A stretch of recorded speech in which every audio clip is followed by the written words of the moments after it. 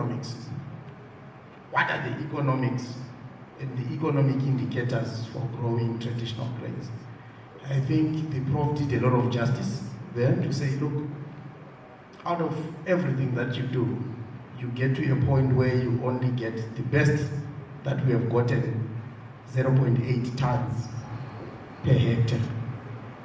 Now, who amongst us in this room would want to go and, start a venture in which you already know that in terms of the total product that I'm going to get 0.8 tons per hectare compared to the same comparable range of cereals. That's where the biggest issue then lies. To say the economics component does not make economic sense. Why does it not make economic sense? And I think the Prof did justice to say, look, the total factor productivity within this space is wrong. Now, if you want then to analyze it from a total factor productivity, there's always an underlying baseline for every factor that you talk about. If you go to say, okay, let's do planting of small grains, there's a common denominator there, which is your mechanization. If you say, okay, we are going to do weeding, the common denominator again is a piece of mechanization or equipment. If you then say, okay, we are going to harvest, the common denominator comes back.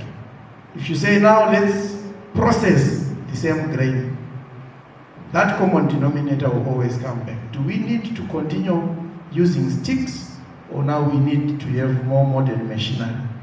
And ultimately, I think this is where, when you then look at that agricultural factor on productivity, we've also been trying to say as government, what do we need to do, especially because we have adopted what we call agroecological tailoring in terms of agriculture.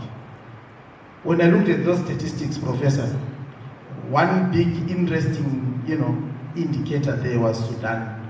I don't know if most of us were looking at that particular slide. 5.5% of global traditional grains production is done in Sudan. It's being done where? In Sudan. This is a very arid region. And what is making their production go up that high, and why are they then having a better level of economic return on their ventures? So pretty much for me, from a government programming level, if we get our common denominator right, we should be in a position to get there. Now, let me then just wrap up by saying the Prof indicated that there's been an upward trend. The amount of land that is growing traditional grains has not increased, but somewhat we have started to see a rise. When I joined the Ministry of Agriculture, the mechanization development index was around 13%. But deliberately, we have had to bring in what we call strategic investments in that common denominator to make sure that we try and push the production and the productivity levels. And indeed, it's beginning to show the benefits. From 13% mechanization development index, as a country we now stand at about 42% overall.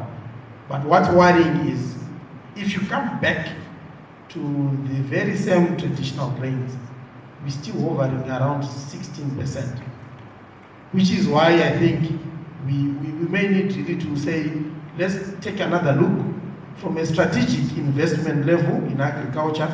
What is it that we need to push our investment into? Thank you.